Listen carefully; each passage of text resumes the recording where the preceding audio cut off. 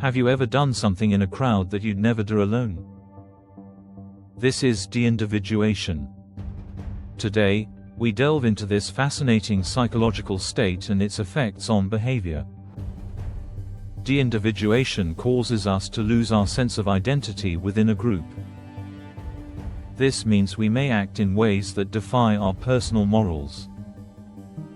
Understanding this concept can help us recognize how easily behavior can change in group dynamics. First, let's explore the origins of deindividuation theory.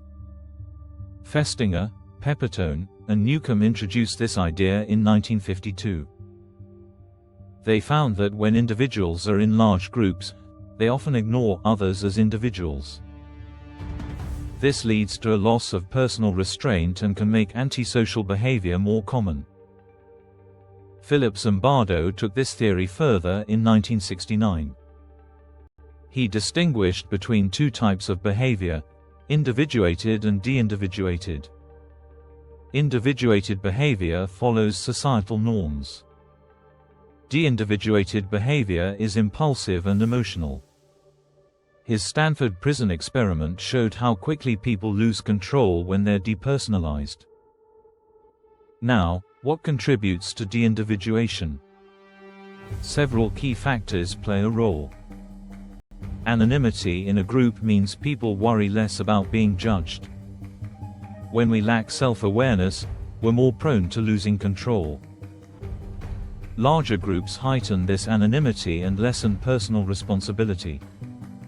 Arousal also promotes deindividuation.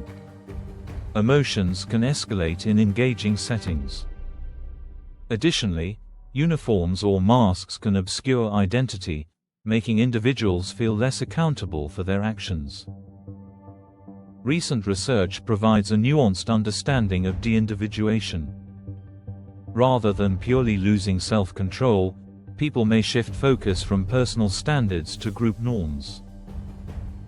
If the group exhibits positive norms, deindividuation leads to kind actions.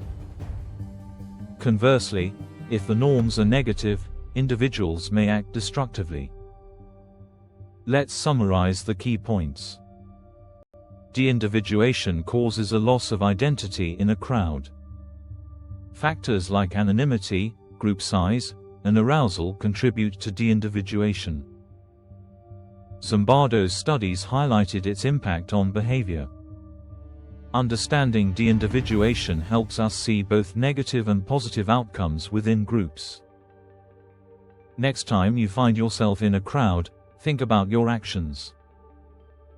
Will you be an individual or blend in? Remember, awareness is the key to maintaining your identity.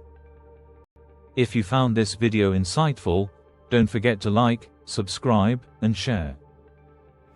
Join us next time for more engaging topics that explore the depths of human psychology.